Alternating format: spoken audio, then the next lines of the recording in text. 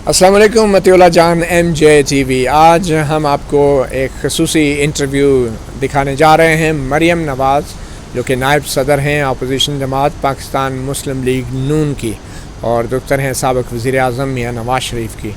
आज इस इंटरव्यू में उन्होंने उस मौजू को छेड़ा है जिस मौजू पे हमारा मेन स्ट्रीम मीडिया भी शायद बात नहीं कर रहा था और सिर्फ सोशल मीडिया पे एक तूफ़ान मचा हुआ है। जी हाँ, मैं बात कर रहा हूँ lieutenant general retired Asim Salim Bajwa के असासों से मुताल्लिक उस खबर की जो सीनियर सहाफ़ी अहमद नूरानी ने ब्रेक की, मगर वो सोशल मीडिया तक ही रही।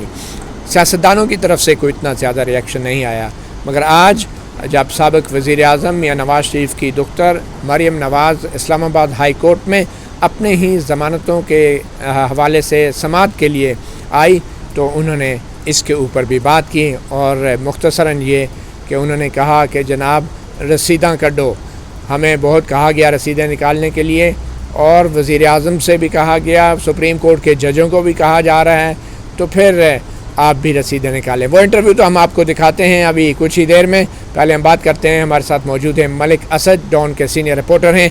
आज ज़मानतों के केस में हुआ क्या और जस्टिस आमिर फ़ारूक और जस्टिस मोहसिन कियानी की इस अदालत ने क्या हुक्म दिया, इस पे बात करेंगे। मलिक असद साहब, आज केस क्या था और हुक्म क्या आया है? जी, आज मियां नवाज़ शरीफ की और मरियम नवाज़ और कैप्टन सफदर की जो दो केसेस में कन्विक्शन हुई थी, हेवन फील्ड और अल अजीज़िया, उनके ख़िलाफ़ उनकी अपीलें थी। नैब की भी एक अपील थी फ्लैगशिप रेफरेंस पे जो एक्विटल है मियां नवाज़ शरीफ का, उसके ख़िलाफ़। ताहम जो आज बात इस पर हुई है कि मियां नवाज़ शरीफ का जो स्टेटस है वो क्या है, ये जो है अदालत ने पूछा ख्वाजा हारिस साहब से। ख्वाजा हारिस जो है उन्होंने एक चीज़ को जो है वो एडमिट किया कि इस वक्त मियां नवाज़ शरीफ बेल पर नहीं है, वो कन्विक्टेड हैं और वो बेल पर नहीं है।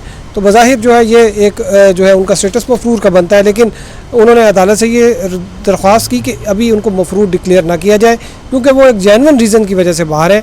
अदालत ने उनसे ये सवाल किया कि अगर हम उनको मफरूर डिक्लेयर नहीं करेंगे तो हमारे पास क्या वे फॉरवर्ड है, हम इसको कैसे चलाएं, आप हमें असिस्ट करें इस हवाले से। तो उन्होंने तीन रास्ते बताए कि तीन अदालत तरीके जो है वो अख्तियार कर सकती है। नंबर एक ये कि उनके वारंट्स निकाले जाए कि उनको पेश किया जाए, हुकूमत को हुक्म दिया जाए कि उनको पेश करें। नंबर दो ये कि उनको मफरूर करार देकर एक तरफ़ा कार्रवाई की जाए, यानी कि अदालत प्रोसिक्यूशन को सुनकर इस अपील को जो है वो निपटा दे।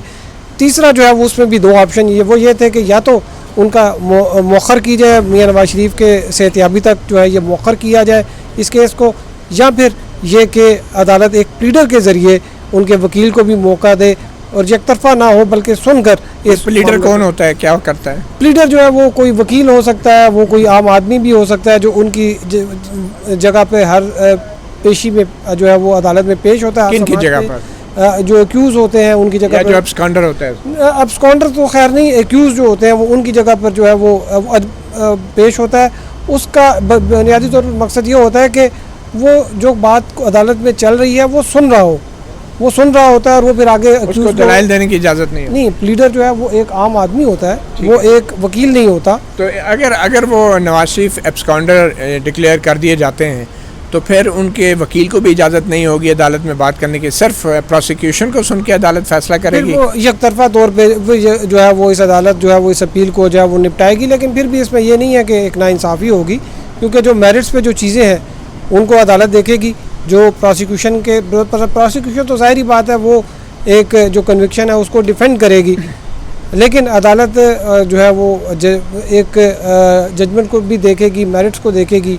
और ये भी हो सकता है कि अदालत अपने तौर पे भी एक वकील जो है वो मुकर्रर कर दे अपनी मावनत के लिए। जैसे जनरल मुशर्रफ के केस में हुआ था, कुलभूषण जाधव के केस में भी इसी तरह से हो रहा है। वो वकील नहीं करना चाह रहा तो ये वकील मतलब जनरल मुशर्रफ के केस में जो है वो एक वकील जो है वो एक पूरी टीम जो है वो अपॉइंट, मतलब हिसाब बाकायदा चुकता किया जा रहा है।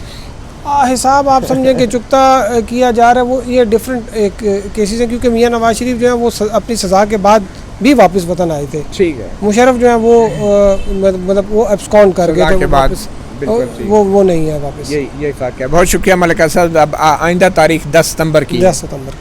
तो आपने सुना डॉन के हमारे सीनियर रिपोर्टर मलिक असद को। अब हम आपको लेके चलते हैं MJTV को दिए गए उस एक्सक्लूसिव इंटरव्यू की तरफ जिसमें मरियम नवाज़ शरीफ ने lieutenant general retired Asim Salim Bajwa के असासों से मुताल्लिक अपना रद्द अमल दिया है।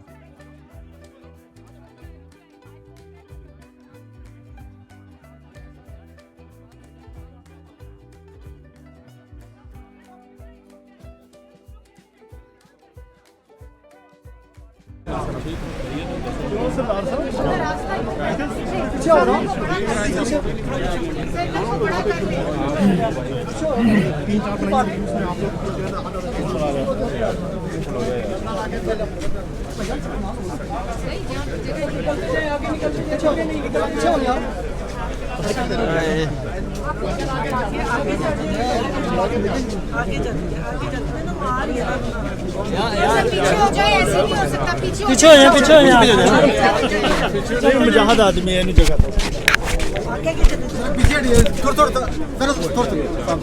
साहब जी जरा ओ यार पीछे नहीं यार का जवाब देना चाहिए।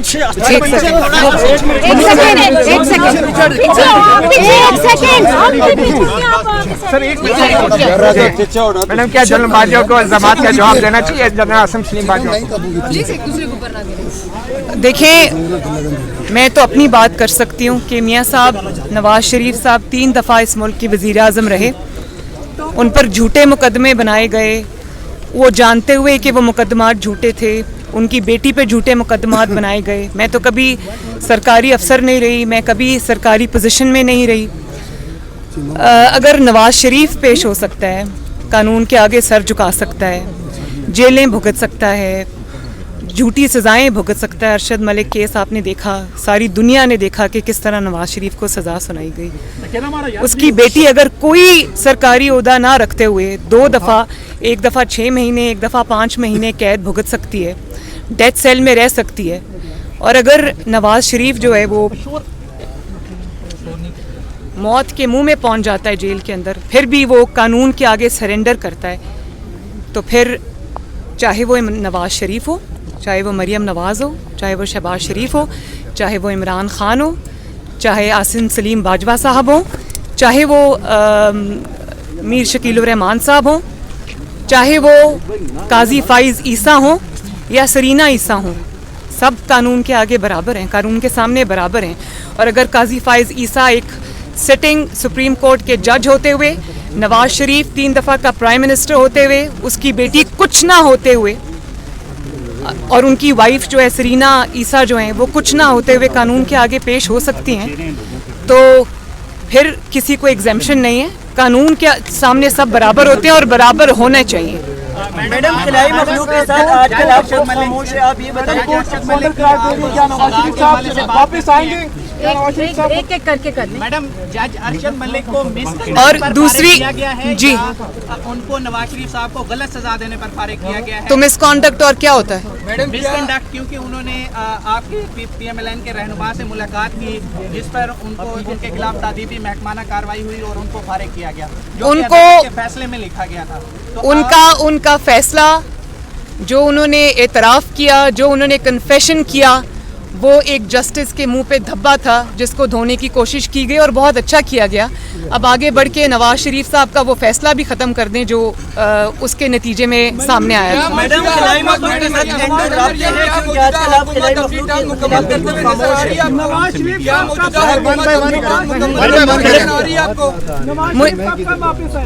नवाज शरीफ साहब जैसे ही उनका इलाज मुकम्मल होगा और उनकी हालत खतरे से बाहर होगी, वो पहले दिन वापस आएंगे। मैडम, आसिम सलीम बाजवा पे जो इल्ज़ामात लगे हैं, ये उस दौर के इल्ज़ामात हैं जब आपकी हुकूमत थी, वज़ीर आज़म नवाज शरीफ की हुकूमत थी।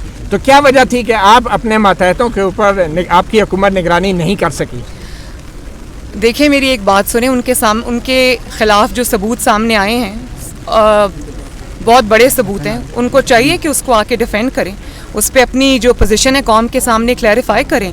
अगर आप टैक्स पेयर के पैसे के ऊपर आप सरकारी ओहदे पे हैं, तो फिर आपके ऊपर अगर इल्ज़ामात लगते हैं और आपको उसके सबूत उनके पेश किए जाते हैं, हमारे लिए तो देखें इल्ज़ामात लगे, वो जिसको उर्दू का मुहावरा है कि खोदा पहाड़ निकला चूहा, हमारे में तो चूहा भी नहीं निकला, लेकिन फिर भी वो सज़ाएं भी काटी, 1 नहीं 2 नहीं 3 मरतबा सज़ाएं काटी हैं। लेकिन अगर आपके ऊपर कोई लगा है इल्ज़ाम, उसके सबूत सामने आए हैं, तो आपको कानून का सामना करने से कतराना नहीं चाहिए। पार्टी कोई कानूनी कार्रवाई करेगी? ये सवाल। पार्टी जो सियासी इख्तलाफात की बातें कर रहे हैं लोग, पार्टी जो करेगी वो पार्टी खुद डिसाइड करेगी। जी फरमाइए। शहबाज शरीफ के हवाले से कहा जा रहा है कि शायद किसी किस्म के कोई इख्तलाफात हैं जो मरियम बीवी के। एक बात बहुत ज़रूरी है, एक सेकंड, एक बात बहुत ज़रूरी है, और वो ये है कि इमरान खान कहा करते थे कि नवाज शरीफ बाहर चले गए तो मेरा तो जो एहतसाब का नैरेटिव है वो बहुत कमज़ोर हो गया।